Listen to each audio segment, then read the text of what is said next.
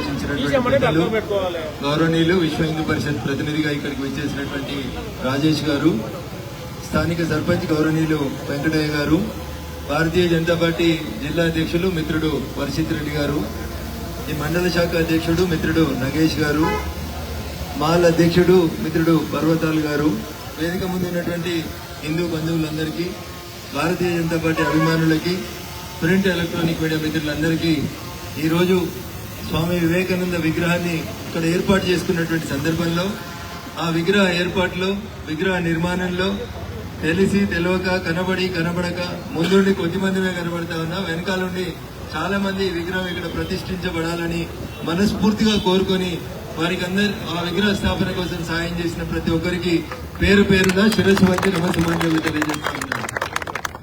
సంకల్పం ఒకరు స్టార్ట్ చేసి ఉంటారు, దాన్ని పూర్తి చేయడానికి అనేక మంది సపోర్ట్ చేసి ఉంటారు. అట్లా సపోర్ట్ చేసినటువంటి ప్రతి ఒక్కరికి పేరు పేరున కృతజ్ఞతాభివందనాలు. జనరల్ గా మహనీయుల విగ్రహాలు ఎందుకు పెట్టుకుంటామంటే వారు చూపించినటువంటి బాటలో మనం నడవాలని, సమాజానికి వారు ఇచ్చినటువంటి మార్గదర్శనాన్ని మనం భావితరాలకు అందించాలనేటువంటి ఒక మంచి లక్ష్యంతో చౌరస్తాలలో విగ్రహాలు పెట్టాలి. ఈ రోజు ఈ చౌరస్తాలో పెట్టినటువంటి స్వామి వివేకానంద విగ్రహం ప్రపంచానికి, భారతదేశాన్ని కొత్త రూపంలో పరిచయం చేసినటువంటి విగ్రహం. మొట్టమొదటిసారిగా చికాగోలో, అమెరికాలో భారతదేశ ప్రతినిధిగా వెళ్లి భారతదేశం గురించి నాలుగు మాటలు మాట్లాడే అవకాశం దొరికినప్పుడు ఈయనేం మాట్లాడతాడు, ఈయనకేమొస్తుంది, భారతదేశం అంటే బానిసల దేశం, పనోళ్ల దేశం, భారతదేశంకు వెళ్ళి కూడా ఒకరు వచ్చి అమెరికాలో మాట్లాడతారా అని అనుకుంటున్నటువంటి సందర్భంలో ఆ వేదిక మీద మైక్ తీసుకొని వారు మాట్లాడడం మొదలు పెట్టగానే ఆ సదస్సులో, ఆ సభా ప్రాంగణంలో ఉన్నటువంటి వాళ్ళందరూ లేచి నిలబడి కంటిన్యూస్ గా చప్పట్లతో స్వామి వివేకానంద గారి స్వాగతాన్ని పలికిందే ఆయన యొక్క రెండు మాటల అర్థం, తాత్పర్యం మనం అర్థం చేసుకోవాలి. స్వామి వివేకానంద గారు ఏ కళనైతే కన్నాడో, ఏ కళ కోసమైతే ఆయన ప్రపంచమంతా తిరిగి యువకులకి మంచి వాక్యాలు, మంచి మాటలు చెప్పిండో ఆ మాటలు స్వామి వివేకానందగా మారే కంటే ముందు నరేంద్రనాథ్ అనేటువంటి పేరుతో ఉండేటువంటి వారు.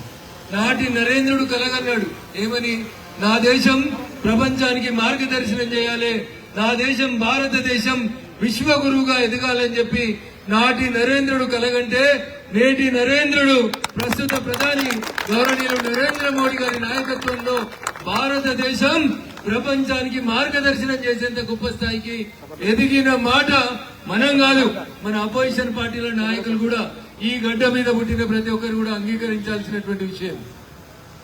ఏ విషయానికైనా, ఏ సందర్భాన్ని తీసుకున్నా, ఏ అవసరాన్ని, ఏ ఆపత్తును, ఏ విపత్తును తీసుకున్నా భారతదేశం ఈ రోజు ప్రపంచ దేశాలకి దిక్సూచిగా నిలబడింది అని చెప్పడానికి నాకైతే ఎట్లాంటి సందేహం లేదు.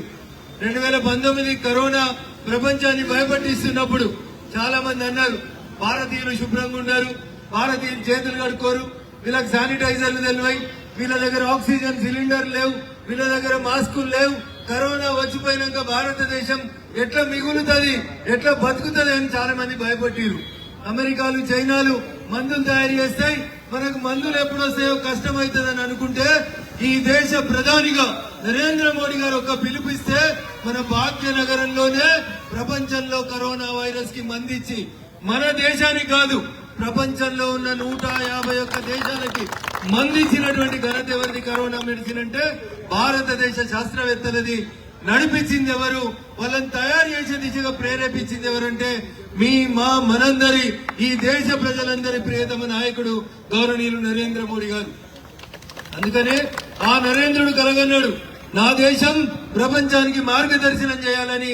ఈ రోజు మనం విగ్రహం ఆవిష్కరించుకున్న స్వామి వివేకానంద గారు కలగంటే వారి మాటల్ని నిజం చేసి నేటి యువతకి ఈ దేశం ఎట్లుండాలని నేర్పిస్తున్నటువంటి నాయకుడు మన ప్రధాని నరేంద్ర మోడీ గారు. నేను గర్వంగా చెప్తాను, భారతీయ జనతా పార్టీ నాయకుడిగానే కాదు, ప్రపంచం మెచ్చినటువంటి నాయకుడిగా నరేంద్ర మోడీ గారు మనకందరికీ మార్గదర్శనం చేస్తా ఉన్నాడు. నేను రాజకీయ ఉపన్యాసాలు చెప్పి ఇంకో పార్టీలను తిట్టుకోవడానికి ఇక్కడికి రాలేదు. మన దేశంలో పుట్టినందుకు, ఈ దేశంలో పుట్టినందుకు, మన దేశ పౌరులుగా, ఈ దేశంలో పుట్టినటువంటి వ్యక్తులుగా మన బాధ్యత ఏంది, మనం ఎట్లుండాలి, భవిష్యత్తులో మన దేశాన్ని ఎట్లా కాపాడుకోవాలి అనే విషయంలో 2 అంశాలను మీ ముందుంచి నేను సెలవు తీసుకుంటాను. స్వామి వివేకానంద గారు చెప్పినటువంటి రెండు మాటల్ని మనమందరం గుర్తుపెట్టాలి. ఇక్కడ ఉన్నటువంటి యువకులందరూ కూడా గుర్తుపెట్టుకోవాలి. చాలా మంది ఎలక్షన్లలో పోతా ఉంటాం.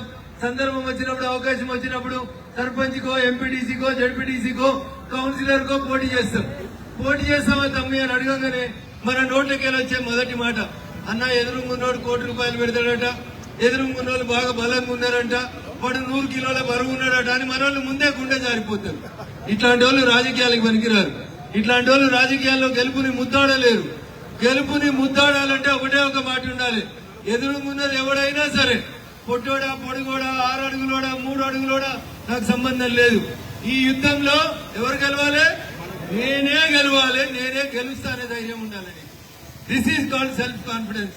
చాలా మందికి పోటీ చేద్దామా, గెలుస్తామంటావా, ఎదురుగున్న ఆయన 6 సార్లు ఎమ్మెల్యే గెలిచిండు, 3 సార్లు ఎంపీ గెలిచిండు, నేను గెలుస్తానంటావా అంటారు.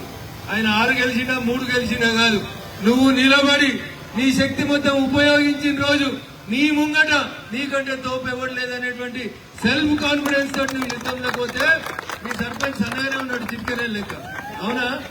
మరి ఎదురుగా పోటీ చేసిన వాళ్ళు గట్టిగానే పెట్టి ఉంటారు, పెట్టిరా, బాగానే మంచి ఉంటారు, మంచిరా. అయినా వెంకటయ్య గెలిచిండు. ఎట్లా గెలిచిండు? నేను గెలుస్తానే ధైర్యంతో ఆయన ఎలక్షన్లకు పోయిండు. This is called self confidence. గెలుస్తా అంటే వారగన్నా ఇక నువ్వు జీవితంలో గెలువు. ఈ మాట అడిగినావంటే నీకు ఎలక్షన్ కొట్లాడి వేస్తాం. మీకు ఎవరున్నా, నేను మళ్ళీ చెప్తున్నా, చంద్రశేఖరరావు మీద కూడా పోటీ చేసి గెలిచిరా? ఎవరు గెలిచిరు? ఇదే కాషాయం గడ్డుగా గెలిచిందా? చంద్రశేఖరరావు గారు కూడా ఓడిపోయారు ఈ దేశంలో. ఓడిపోయిరా? ఎన్టీ రామారావు గారు కూడా ఓడిపోయారు ఈ దేశంలో. ఓడిపోయిరా? ఇందిరమ్మ కూడా ఓడిపోయింది. రేవంతుల గురించి, రవంతుల గురించి నాలుగు ఎందుకు ఖరాబ్ చేస్తామన్నా? దేశానికి నాయకత్వం వహించిన పెద్ద పెద్ద నాయకులు ఎన్టీ రామారావు గారు ఓడిపోయినారు. ఓటమి తెలియదన్న చంద్రశేఖరరావు గారు ఓడిపోయినారు. ఇండియా అంటేనే ఇందిరా, ఇందిరా అంటేనే ఇండియా అంటే ఇందిరా గాంధీని ఓడగొట్టిరు. జనం ఓడగొట్టిరా? ఇక్కడ పాలమూరులో ఎన్టీ రామారావు గారిని ఓడగొట్టింది చిత్తరంజన్ దాస్. వేరే వాళ్ళని పోటీ చేయమంటే భయపడితే ఈయనైతే పోటీ చేయండి, గెలిచాడు, పోతాడు అనుకోరు. అవునా? గెలిచిండా చిత్తరంజన్ దాస్ గారు? అరే అంతెందుకని అది చరిత్ర ఎందుకు రాగాలంటే నిన్న మొన్న కూడా చూసారు. చిరంజీవి వచ్చి చౌరస్తా మీద కారు దిగితే ఈ నుంచి అందాక లైన్ కడతారు, ఫోటో దిగుతామని, ఆటోగ్రాఫ్ కావాలని. గసంటి చిరంజీవి ఆయన సొంతూరు మొగల్తూరు పోతే అందరు భయపడితే గిసంటే చెల్లెని తీసుకొచ్చి, చెల్లె నువ్వు పోటీ చేయని చెప్పిండు అప్పుడున్న ముఖ్యమంత్రి ఉషాశ్రీ అని ఒక ఆమెను పోటీ చేపించారు. గెలిచిండా చిరంజీవి? ఓడిపోయిందా? అందుకని ఆయన మీద గెలుతామా, ఈయన మీద గెలుతామా? ఆయన 100 కిలోలు ఉన్నాడు, ఈయన 100 కోట్లకు ఉన్నాడు, ఆయన కులం పెద్దగా ఉన్నది. ఇవన్నీ పనికిరాని ముచ్చట్లు, ఇవన్నీ చాతగాని ముచ్చట్లు. స్వామి వివేకానంద గారు ఏం చెప్పారంటే నాకు 10 మందిని ఇవ్వన్నాడు. ఎంతమందిని? ఇలా నరేంద్ర మోడీ గారు కూడా అదే చెప్తారు. 10 మంది గట్టోళ్ళు దొరికితే, ఇనుప గంటలు, ఉక్కు నరాలు కలిగిన వాళ్ళు 10 మంది వస్తే చాలు. ఏ ఎలక్షన్ అయినా మనమే గెలుస్తాం, ఏడికైనా మనమే గెలుస్తాం.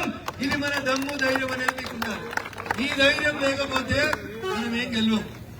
నన్ను పిలిచి రేపు దేవరకొండ గెలువురాదు అంటే బరాబర్ గెలిచి చూపెడతాం. This is my confidence. నాకు ఇక్కడ ఊరు తెలకపోవచ్చు, ఎన్నూరు తెలకపోవచ్చు. ఏడాది టైం ఇచ్చి రఘు నువ్వు పోయి పలానా కాడ గెలువు అంటే బరాబరి నేనే గెలుస్తా అని చెప్తా. ఇది నా ధైర్యం. ఎందుకంటే నాకు 10 మంది దొరకకపోతారా? ఆ దొరికిన 10 మంది తోటి స్వామి వివేకానంద గారిని ఆదర్శంగా తీసుకొని నేను బరాబరి గెలుస్తానటువంటి విశ్వాసంతో ముందుకు పోవాలి. అరే మీరు అంతా పోట్రవుతున్న వాళ్ళు ఎంత యువత ఉన్నారు ఇక్కడ, ఎవరికి తక్కువ లేనంత గొప్ప వాళ్ళు ఉన్నారు. భయం అనేది ఒకటి మన మనసులలో ఉంటుంది. ఆ భయాన్ని విడిచిపెట్టమన్నాడు. నీకు లక్ష్యాన్ని పెట్టుకోమన్నాడు. నీకేం కావాలనుంది? నీకు ముఖ్యమంత్రి కావాలనుంది, నేనే అయితే అని చెప్పు. That is called confidence. నీకు ప్రధానమంత్రి కావాలనుంది, అయితే అని ఫిక్స్ అయ్యే దిశగా నువ్వు పనిచేసుకుంటే పో.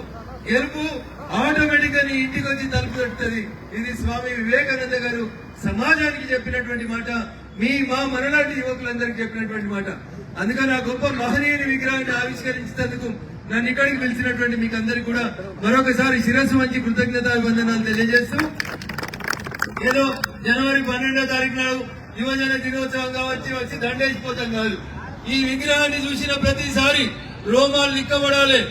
దేశం నాది, ఈ దేశాన్ని నేనే పాలించాలి, నేనే పాలిస్తా అనేటువంటి విశ్వాసంతో మనం అందరం ముందుకు పోవాలి.